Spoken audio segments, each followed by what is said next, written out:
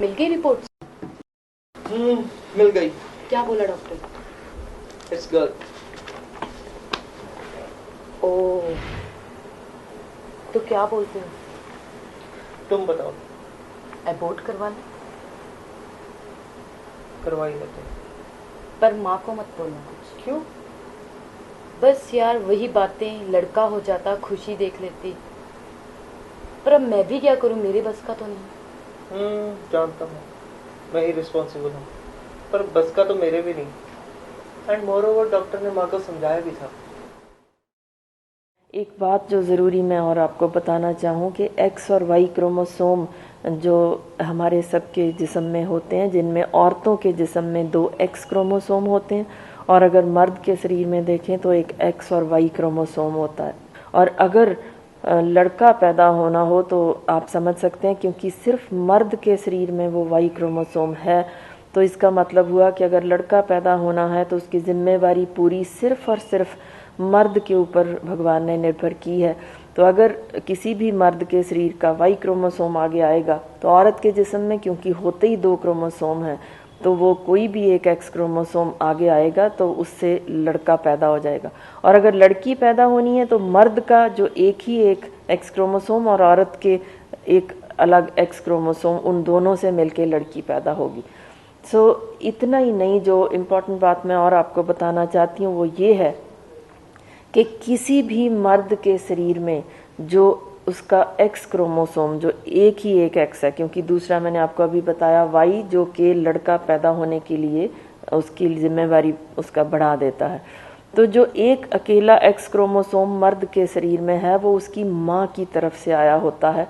और आगे जैसे मैं फिर दोबारा आपको स्पेशली बताना चाहूँगी कि वाई तो लड़का पैदा होने के लिए गया और जो अकेला एक्स क्रोमोसोम है वो सिर्फ और सिर्फ आगे लड़की में ही जा सकता है। यानी किसी दादी का एक्स क्रोमोसोम उसके अपने लड़के के ज़रिए सिर्फ उसकी पोती में ही जाएगा और कहीं नहीं। और जिस भी दिन जिस भी घर में कोई भी दादी ये फैसला लेगी कि मेरे घर में पोती नहीं जन्मेगी, तो इसका मतलब है उसने अपने पूरे ख़ानदान का जो उस एक्स क्रोमोसोम के ऊपर जो जीन्स थे वो क्योंकि आगे नहीं जा सके तो वो वहीं के वहीं ख़त्म हो गए। तो आप समझ सकते हैं कि ये एक तरह की वो दादी के पूरे पिछले ख़ानदान से जो चले आ रहे जीन्स की एक तरीके से नस्ल कुशी हो गई। तो ये इतनी बड़ी मात्रा में नस्ल कुशी, अगर हम जो फिगर्स यूनाइटेड नेशन बता रहा है कि अगर 112 लाख हम भ्रूण कन्या भ्रूण ख़त्म करते जा रहे हैं, तो आप समझ सकते हैं कितनी ज़्यादा फैमिलीज़ हमेशा के लिए इस दुनिया को अलविदा कह जाएंगी। और अगर हमने इस वक्त नहीं कोई कदम उठाया तो यूनाइटेड नेशंस ने भी कह दिया है कि जो आज के हालात हैं, आज इस वक्त हमारे कम से कम 15 लाख नौजवान हैं पंजाब के जिनके लिए उनके साथ पंजाबन नहीं है। और अगर यही हालात चलते रहे तो अगले 20 साल बाद 60 लाख पंजाबी नौजवानों के लिए पंजाब ने नहीं होंगे। तो आप समझ सकते हैं, एक तरफ तो नस्ल कुशी जो अपने आप की गई हो और दूसरी तरफ ये धीरे धीरे ख़त्म हो रही कौम जिसके लिए पता नहीं कौन जिम्मेवार ठहराया जाएगा और कौन खड़ा होगा इस सारे जो कत्लेआम हो रहा है और जिसके लिए कोई सज़ा नहीं। ज़रूर किसी न किसी गैरतमंद को खड़ा होके अब तो आवाज़ उठानी ही पड़ेगी। अमन ये सब तो ठीक है, पर लड़कियों की लाइफ है तो मुश्किल, कितनी टेंशन रहती है। नहीं ज्योति, टेंशन तो लड़कों की भी कम नहीं। नहीं अमन, हमारी सोसाइटी ही सप्रेस करती है लड़कियों को। हम रोज सुनते हैं rapes, dowry death, eve teasing, लड़कियों का निकलना मुश्किल है सड़कों पर। है तो सही ज्योति, ये सब क्राइम है और क्राइम तो लड़कों के खिलाफ भी कम नहीं है। स्टैबिंग, रॉबिंग, मर्डर, 95% क्राइम मर्दों के खिलाफ होता है और 5% क्राइम औरतों के खिलाफ। फर्क इतना है, ये कानूनी मसला है और वो सामाजिक। बहुत बार ये देखा गया है जहां पर माएं अपनी मर्जी से अपनी लड़कियों को मारने के लिए तैयार हो जाती हैं। इन सब के पीछे कारण क्या है, हमें उस सब को भी ढूंढना होगा। इस सब के पीछे कारण कहीं ना कहीं उन माओं ने जो सहा है वो सब भी उसी का कारण है। और इसके लिए हमें समाज में अवेयरनेस लानी होगी कि चाहे लड़का हो चाहे लड़की हो, वो बराबर के हकदार भी हैं इस जिंदगी के भी और खुशी के भी। फिर भी अमन, इसकी वजह से औरत सेकंड सिटीजन बन चुकी है। मैं नहीं चाहती जो मैंने सहा है मेरी लड़की भी वो सहे। नहीं ज्योति, हमें समाज को बदलना होगा। पर अमन, समाज एक ही दिन में तो नहीं बदलेगा। हाँ, बुरा लगता है ये सोचकर, पर एक लड़का तो चाहिए ना। माँ बाप को ये लगता है कि हम बेटी पे 5-10 लाख रुपया लगाएंगे, पढ़ाएंगे, इसकी शादी करेंगे, इसके बाद नहीं पता कल इसने क्या होना है इसके साथ। तो उस चीज पे जब इसने बुढ़ापे में हमारा सहारा ही नहीं बनना, हम उस पे क्यों इन्वेस्ट करें। ये सोच है, ऐसी धारणा है माँ बाप की। सबसे पहले हमें माँ बाप की मानसिकता बदलनी होगी, उनकी सोच बदलनी होगी, समाज में अवेयरनेस लानी होगी, तभी हम इस बात को आगे बढ़ा पाएंगे।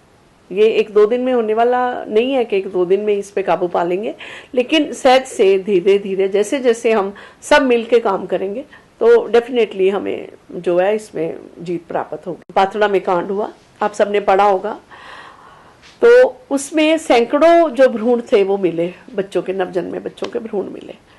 तो मैंने भी वहाँ जाना था, तो मुझे वहाँ से आया कि आपने कुछ बोलना है वहाँ पे। तो मेरे स्वीपर काम करती है, तो वो मुझे कहने लगी कि आप क्या लिख रहे हो। मैंने उसको बोला कि मैंने वहाँ जाना है और बोलने के लिए लिख रही हूँ। तो उसने मुझे एकदम से उसने जो ऐसा कटाक्ष किया, ऐसा सवाल किया कि कहने लगी कि आप मत लिखो कि नहीं होनी चाहिए। कहती मेरे विचार से भ्रूण हत्या होनी चाहिए और आप भी यही कहा करो, लिखा करो कि भ्रूण हत्या होनी चाहिए। मैंने कहा क्यों होनी चाहिए। तो कहने लगी कि अगर बेटी 2 साल की भी बच्ची सेफ नहीं है, बच्ची घर में सेफ नहीं है। पहले तो होता था कि गांव की बेटी होती थी तो लगता था कि सबकी अपनी बेटी है, गांव की बेटी है हमारी बेटी है। अब तो घर की बेटी अपनी बेटी नहीं रही। तो वो कहती अगर बेटियां घर में सेफ नहीं है, मैं जाती हूँ स्कूलों कॉलेजों में, बच्चियों को मिलती हूँ, सुनती हूँ, बच्चियां सका मामा, सका मास्टर, सका फूफा जो है, बच्चियां उनसे घबराई हुई हैं, सहमी हुई हैं इन रिश्तों से। तो वो कहने लगी कि मैडम ये तो भ्रूण हत्या होनी ही चाहिए। तो मैंने कहा उसको अगर बंद कर, अगर ये नहीं होगा, बेटियां अगर नहीं होंगी तो फिर शादियां कैसे होंगी, बेटे कैसे आएंगे। तो कहने लगी जी जब किसी चीज की कमी होती है ना, आप देख लो किसी भी अनाज में लगा लो, ये किसी चीज में लगा लो, जब कमी होती है तभी उनकी कदर पड़ती है। आम धारणा है हम लोगों की कि बेटा तो जी कुल का नाम रोशन करता है, बेटे से कुल चलता है। बेटा एक कुल को अगर रोशन करता है, एक कुल को बढ़ाता है, तो बेटियों के ऊपर 2 कुलों का भार है। अरे भाभी आइए, कब आए आप? बस हो गया आधा घंटा बाहर माँ के पास बैठी थी। कैसे हो अमन, कैसी हो ज्योति? बस भाभी ठीक ही हूँ, आप सुनाइए। मैं तो बिल्कुल ठीक हूँ, पर तुम ये ठीक ही क्यों हो, क्या हुआ? बस भाभी कुछ नहीं। तुम दोनों बात करते करते चुप हो गए थे, कुछ पर्सनल बात चल रही है क्या? नहीं भाभी, बस ऐसे ही। भाभी आज टेस्ट करवा के आए हैं। एक्चुअली आई एम प्रेग्नेंट और ये फिर से लड़की।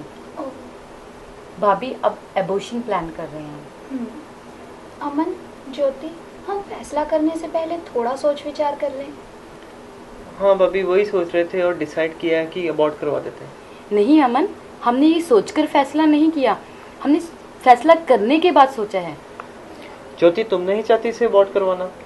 चाहती तो हूँ, मगर सोच विचार की बात कर रही हूँ। देखो ज्योति, अगर तुम्हें लगता है तो हम इस बारे में बात कर सकते हैं, और बाई चांस आज तो भाभी भी आई हैं। पर क्या फायदा अमन, इतना प्रेशर है, कैसे कोप करेंगे। कोई भी कानून पूरी तरह से सक्सेसफुल नहीं हो सकता अगर हम लोग वकील हों, चाहे या फिर जज हो, या फिर उसमें लिटिगेंसी हो, या फिर आम जनता, हर एक उसको सक्सेसफुल करने की कोशिश नहीं करता है। इन सबको सक्सेसफुल करने के लिए हमें इकट्ठे होकर ये आवाज़ उठानी है कि अब से भारत में कोई कन्या भ्रूण हत्या ना हो। कुछ भी कह लो भाभी, लड़कियों के साथ सिक्योरिटी कंसर्न तो है ही। देखो इतना प्रेशर है स्टडीज का, करियर का, घर बिठा नहीं सकते, बाहर भेजने में टेंशन। नहीं अमन, ये लॉ एंड ऑर्डर की प्रॉब्लम है और कानून इसके लिए जवाबदेह है। सीधी सी बात है, कानून सख्त होगा तो गुनाह कम होंगे। पीएनडीटी एक्ट को ज्यादा डॉन्टिंग बनाने के लिए जो सजा इसमें आधारित है, उस सजा की ड्यूरेशन को कहीं ज्यादा बढ़ाना पड़ेगा, और जो फाइन भी लेविड हैं, जो प्रपोज्ड फाइन्स हैं, उनको भी कहीं ज्यादा बढ़ाना पड़ेगा। इससे दो फायदे होंगे। एक तो पहले कोई ऐसा काम ही नहीं करेगा जिससे कि उसको सजा हो। दूसरा ये कि अगर किसी को सजा होती है, अगर 12 साल की सजा हो गई या 10 साल की सजा हो गई, तो दूसरा हर व्यक्ति डरेगा कि मैं कहीं ऐसे काम में ना पकड़ा जाऊं जिससे कि ये सजा की भागीदारी मुझे भी सहनी पड़े। अगर सजा कम हो तो उससे हर कोई फील करता है कि कोई बात नहीं, बच निकलेंगे, ना भी बचे तो 2-3 साल की क्या बात। अगर एक मर्डर के लिए एक इंसान को उम्र कैद हो सकती है, तो एक कन्या भ्रूण हत्या के बाद उम्र कैद क्यों नहीं? ये प्रश्न बहुत इंपॉर्टेंट है। क्या एक छोटी बच्ची जो अभी इस धरती पर भी नहीं आई, क्या उसका मरना या जीना हमारे लिए इतना इंपॉर्टेंट नहीं? क्या वो सारे लोग जो किसी औरत को विवश कर देते हैं कि तुम अपनी बेटी को जन्म देने से पहले ही उसको मार दो, क्या वो सारे लोग इस जुर्म के भागीदार नहीं? कि उन सबको ऐसी सजा दी जाए ताकि दोबारा कोई ये ना सोचे कि मैं अपनी बहू को या फिर मैं अपनी बेटी को सिर्फ बेटा पैदा होने के लिए ही बाध्य हूं। और ये जल्दी ही होगा अमन। आधी पॉपुलेशन की सेफ्टी और सिक्योरिटी को हम इतनी आसानी से तो नहीं ले सकते। भाभी, मेरे या आपके चाहने से कुछ नहीं होगा। ये दिमाग हमारे समाज को पूरी तरह से चाट चुकी है, खोखला कर दिया समाज को। नया समाज बनाने की बातें सिर्फ किताबों और फिल्मों में अच्छी लगती हैं। सच है अमन, बिल्कुल सच है। पर उससे भी बड़ा सच तो ये है कि सब चाहते हैं कि हालात बदलने चाहिए, सभी दुखी हैं। बस अपने मामले में हम लोग थोड़ा मतलबी हो जाते हैं और ये भी एक जुर्म है। बिल्कुल सही है भाभी, इस जुर्म की सख्त सजा भी होनी चाहिए। पता नहीं क्यों हमारा कानून अंधा होकर बैठा है।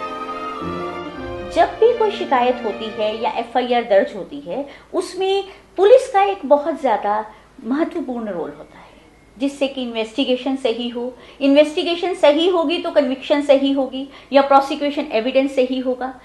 लेकिन पीएनडीटी एक्ट में क्योंकि ज्यादातर अल्ट्रासाउंड सेंटर्स और जाने माने डॉक्टर्स इन्वॉल्व होते हैं, इसी कारण कहीं ना कहीं इन्वेस्टिगेशन, जिसे कि हम अपनी लॉ की भाषा में बॉच्ड इन्वेस्टिगेशन होता है, वो ही आड़े आता है। कहीं ना कहीं ये देखा गया है कि वो बॉच्ड इन्वेस्टिगेशन की वजह से डॉक्टर्स जो इन्वॉल्व भी होते हैं पूरी तरह, वो ना तो उनको सजा हो पाती है और ना ही बाकी लोगों को एक एग्जाम्पल सामने आता है। इन सब के लिए कहीं ये जरूरी है कि इसी एक्ट को अमेंड कर इसमें सरकार को चाहिए कि एक इन्वेस्टिगेटिव एजेंसी भी ऐड की जाए, जो कि इस एक्ट के अंतर्गत बनी हो और अपने आप में इंडिपेंडेंट हो। उसको अगर चाहिए तो पुलिस के असिस्टेंस ले सकती है, लेकिन वो पुलिस के अंडर कतई ना हो। अगर ऐसा कोई एक प्रावधान हम इस एक्ट में डाल देते हैं, उससे जरूर प्रोसिक्यूशन को फायदा होगा। और इस इन्वेस्टिगेटिव एजेंसी में अगर कोई एक सोशल सर्वेंट भी इन्वॉल्व हो तो शायद समाज का और भी ज्यादा भला हो सकता है। बात तो आपकी सब ठीक है भाभी, लेकिन कुछ है जो अंदर ही अंदर मन को कचोट रहा है। कहीं 2 बेटियों का खर्च ज्यादा ना हो जाए। अमन, किस बात से डरते हो तुम? दहेज से? अरे अगर दहेज के डर से बेटियां नहीं होंगी तो शादी किससे होगी? मगर भाभी, मगर क्या ये चाहते हो कि सारी दुनिया अच्छी हो जाए और तुम्हारे घर में 2 बेटियां ना हो? बस तुमको छोड़कर कोई और ये पाप ना करे, दुनिया में लड़कियां कम ना हो, बस तुम्हें इसकी इजाजत मिल जाए। क्यों अमन, क्यों? 2 बेटों के होने पर तो कोई ऐसा नहीं सोचता, तो फिर दूसरी बेटी के टाइम पे क्यों? इतनी खोखली है हमारी धारणाएं कि हम सिचुएशन को फेस नहीं करना चाहते। हमारे लिए मन्नतें नहीं मांगी जाती, हमारे लिए मन्नतें नहीं मांगी जाती, ना पाठ कराए जाते हैं, ना मंदिर माथा रगड़े कोई, ना दरगाह पे तेल चढ़ाए जाते हैं। ना नानी कोई ये चाहती है बेटी के घर बेटी आए, ना नानी कोई ये चाहती है बेटी के घर बेटी आए, ना दादी के घर मेरे आने पे कोई शगन मनाए जाते हैं। हम हादसा बन के आती हैं और हादसा ही बन जाती हैं। हादसों में सारी उम्र कटे और हादसों में मर जाती है। भाभी आपकी सब बातें सही हैं, मैं मानती हूँ ये पाप है, मैं मानती हूँ ये गैर कानूनी है, मगर हम पर तो बोझ है ना। और क्या जरूरत है हमें समाज सुधारक बनने की? होल्ड इट ज्योति, मैं नहीं बोल रही तुम्हें समाज सुधारक बनने को, मैं नहीं बोल रही। तुम सिर्फ अपनी जिम्मेवारी अच्छे से निभा लो, वही बहुत है तुम्हारे लिए। सब लोग अगर अपने मतलब को छोड़कर समाज के प्रति अपनी जिम्मेवारी पूरी कर लें तो सब कुछ बिल्कुल ठीक हो सकता है। हमारे पास बच्चियां आती हैं जो पैदा तो हुई अपने माँ बाप के घर में, मगर उनको या तो कूड़े के ढेर पे फेंक दिया, जहाँ हमारे पास आती है ऐसी बच्चियां कि उनका एक हाथ कटा हुआ होता है क्योंकि वो जो उधर जानवर होंगे वो खा जाते हैं। और इसके अलावा हमारे पास बच्ची आई जो आपके शायद कईयों ने पढ़ा भी हो, अखबार में ये खबर भी छपी थी कि उस नवजन्मी बच्ची को गैस के ऊपर भून दिया गया और उसकी हड्डियां तक निकली हुई थी जब वो इस हॉस्पिटल में लेके आई गई। ये भी नहीं, इसके बाद हमारे पास ऐसी बच्ची भी आई जिसको 3 घंटे के लिए पैदा होते सार जो मधुमक्खी की डब्बे होते हैं जो शहद बनाने के लिए उनके लिए, उसमें डाल दी गई। 3 घंटे उसमें वो रोती, चीखती, चिल्लाती रही, एक भी बंदा नहीं आगे आया कि उसको बचा सकता। इसके अलावा इतने सारे और केस होते हैं जहां उसकी हाथ को आधा काट के छोड़ दिया जाता है, झाड़ियों में फेंक दिया जाता है कि खून चलता रहे और अपने आप मर जाए। उसके बाद नालियों में फेंके हुए ऐसे बच्चे जो हमें मिलते हैं, और उनका कसूर क्या होता है? सिर्फ यही कि वो औरत ज़ात है। आप समझ सकते हैं कि ऐसा 1-2 केस हो तो हमें शायद इतना ना बुरा लगे, पर जब हर हफ्ते कम से कम 1 या 2 केस ऐसे यहाँ पहुँचें तो आप समझ सकते हैं कि कितना दर्दनाक दृश्य होता है। और किसी भी डॉक्टर के लिए ये देखना वाकई मुश्किल है। और उसके बाद आप ये सोचिए कि हमें घर जाके खाना खाने को दिल नहीं करता कि ऐसे लोग या जो यहाँ के थे, जो पहले अपने देश के लिए जान वार दिया करते थे, वो अपने ही घर से, अपनी ही कोख से निकली बच्ची को इस तरह इतना दुर्व्यवहार क्यों कर सकते हैं, कैसे कर सकते हैं? भाभी हमारा छोटा सा कंट्रीब्यूशन हमें बहुत महंगा पड़ सकता है। फिर वही बात अमन, बेटों की तरफ क्या कोई जिम्मेवारी नहीं होती? लड़कों के खिलाफ क्या कोई जुर्म नहीं होते? लड़कों की एजुकेशन, करियर, शादी पर क्या कोई खर्च नहीं होता? फर्क सिर्फ सोच का है अमन, सोच का। अब मुझे समझ आ रहा है कि मुझ जैसी औरत की वजह से ही कहा जाता है औरत ही औरत की दुश्मन है। अमन, हमें ये भी समझना पड़ेगा कि हम ये सब अपने लिए कर रहे हैं। It is in the larger social interest, और ये समाज हमारा ही तो है। अगर हम अच्छा समाज बनाने में कामयाब होते हैं तो इसमें फ़ायदा हमारा और हमारी आने वाली पीढ़ियों का है। बात तो आपकी सही है भाभी, खैर थोड़ा और सोचते हैं। सोच लो अमन, सोच लो, जितना चाहे उतना सोचो, बस मतलब ही बनकर मत सोचना। मैं मानता हूँ भाभी ये गलत है, अभी मन को बस समझाना है। कुछ लोगों का कहना है, कुछ माँ बाप कहते हैं कि हमें बच्चा सिर्फ इसलिए नहीं चाहिए कि हमें इसके लिए दाज देना पड़ता है। कुछ कहते हैं कि हमें जो क्राइम अगेंस्ट वुमेन वो हमसे नहीं सहा जाता, हमारी बच्ची इसका शिकार ना बन जाए। पर अगर ये कारण हैं भी तो क्या किसी ने इसके बारे में सोचा है कि अगर कोई गलती कर रहा हो या कोई चोरी कर रहा हो या किसी चोर कोई किसी घर में चला जाए तो क्या हम घर वालों को मार देते हैं कि इस तरह चोरी नहीं होगी? बिल्कुल इसी तरह हम क्यों नहीं समझ रहे कि अगर गलती दाज की तरफ से है, अगर ज़माना इस तरफ मुड़ रहा है कि दाज के कारण बच्चियां मर रही हैं, तो ज़रूरत है आज के दिन हम दाज पे रोक लगाएं, ना कि बच्चियां ख़त्म कर दें। इसी तरह अगर औरतों पे होता जुल्म एक कारण है इन बच्चियों को कोख में मारने के लिए, तो फिर हम क्यों नहीं वो उस क्राइम को ख़त्म करने के बारे में सोचते?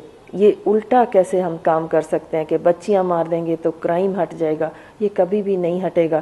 जितनी ज़्यादा बच्चियां कम होंगी, जितनी ज़्यादा गिनती कम होगी, क्राइम अगेंस्ट वुमेन ज़्यादा होगा बजाय कम होने के। अमन, मुझे अब तक यही लगता था कि मैं ही लड़का चाहती हूँ, मगर आज मुझे लग रहा है कि आई रिफ्लेक्टेड योर विश। तुमने मेरी सोच को जकड़ रखा है। वो मैं नहीं, तुम सोच रहे थे मेरे दिमाग के किसी कोने में। ज्योति, ये तो सरासर नाजायज इल्जाम है। मैंने तुम्हें कभी नहीं कहा कि मुझे बेटा चाहिए। हाँ अमन, मुँह से कभी नहीं बोला, लेकिन हम हर बात मुँह से बोलकर शेयर नहीं किया करते। मैं मानती हूँ आप मुझे प्यार करते हो, मुझे समझते हो, पर आपको कभी नहीं लगा कि मैं भी आपको प्यार करती हूँ, मैं भी आपको समझती हूँ। देखो ज्योति, इसके बाद हम थर्ड चांस तो लेंगे नहीं। और हो सकता है इस एबॉर्शन के बाद तुम सेकंड चांस भी ना ले सको। मतलब? एडवांस स्टेज पर एबॉर्शन के नुकसान जानती हो ना। जब चौथे महीने में अल्ट्रासाउंड के ज़रिए ये पता लग जाता है कि कोख में बच्ची पल रही है, तो उस समय जब हम गर्भपात करवाने के लिए जाते हैं तो इतनी सारी माएँ मर रही हैं कि हमारा इस वक्त अगर ध्यान करें तो दुनिया भर में हम चोटी के जो मुल्क हैं उनमें पहुंच चुके हैं जब मैटरनल मॉर्टेलिटी रेट की बात हो, सिर्फ इसलिए कि वो भी बार बार, एक बार नहीं कितनी बार एक महिला की जो हम गर्भपात इस वक्त हो रहा है। और सिर्फ हॉस्पिटल्स में नहीं बल्कि जो गांव में दाइयों के हाथ जो इस तरह करवाती जा रही हैं, वो ढेरों की ढेर ऐसी महिलाएं मरती जा रही हैं। और एक बात जो ज़रूरी मैं और आपको बताना चाहूँ, किसी भी कारण किसी भी औरत का अगर बार बार गर्भपात हो तो उसमें बहुत सारे चांसेस होते हैं कि वो हमेशा के लिए बांझ हो सकती है। और आज के दिन मैं ये भी सबको बता देना चाहूँगी कि यूनाइटेड नेशंस ने ये भी ऐलान कर दिया है कि पंजाब और हरियाणा में इस समय पूरे भारत से सबसे ज़्यादा बांझ औरतें हैं। और कारण सिर्फ एक कि वो बार बार कोख में जो लड़की पैदा हो रही है उसकी अबॉर्शन करवाती जा रही हैं, क्योंकि हर एक का कारण यही कि हर 6-6 महीने बाद वो बच्चा फिर ठहरता है, फिर टेस्ट करवाते हैं और फिर जब दिखती है लड़की तो वो बार बार करवाने के कारण वो यूट्रस उस लायक ही नहीं रहता कि और बच्चा वहाँ ठहर सके। और मैं हूँ तुम्हारे सामने जिंदा एग्जाम्पल। What? भाभी क्या बोल रहे हो आप? हाँ ज्योति, मैं इस नर्क से 3 बार गुजर चुकी हूँ। तीसरी बार तो डॉक्टर ने बोल दिया था कि मेरी जान बचानी मुश्किल है। मैं तो बच गई पर ट्यूब्स ब्लॉक हो गई। अब मैं माँ नहीं बन सकती। भाभी पहले कभी नहीं बताया आपने? क्या बताती ज्योति, ये कि लड़के की ख्वाहिश में मैंने अल्ट्रासाउंड्स और एबॉर्शंस करवाकर अपनी जान को खतरे में डाला और फिर औरत कहलवाने का हक खो दिया। ओह नो, आपका मतलब है कि ज्योति को? नो नहीं ज्योति, नहीं। हाँ अमन, यही सही है। नहीं ज्योति नहीं, हम नहीं करा रहे abortion. Take care of yourself. और हाँ अमन, अब इसका ध्यान तुम्हें ही रखना है। एंड आई बेट कि दूसरी बेटी भी स्टेला की तरह प्यारी होगी। अच्छा हुआ भाभी आप आ गए, वरना पता नहीं क्या हो जाता। तो फिर न्यू ईयर पे पार्टी का अरेंजमेंट करके रखना। अरे भाभी, पार्टी तो आज अभी कर लेते हैं। अरे मेरे लल्लू लाल, दिसंबर एंड में डिलीवरी की डेट होगी, तो फिर न्यू ईयर पे पार्टी करेंगे ना। और हाँ, इसका नाम मैं रखूंगी प्यारा सा। स्टेला का हाथ पकड़कर स्कूल जाया करेगी, स्टेला की तरह बोलेगी, स्टेला की तरह हंसेगी, स्टेला की तरह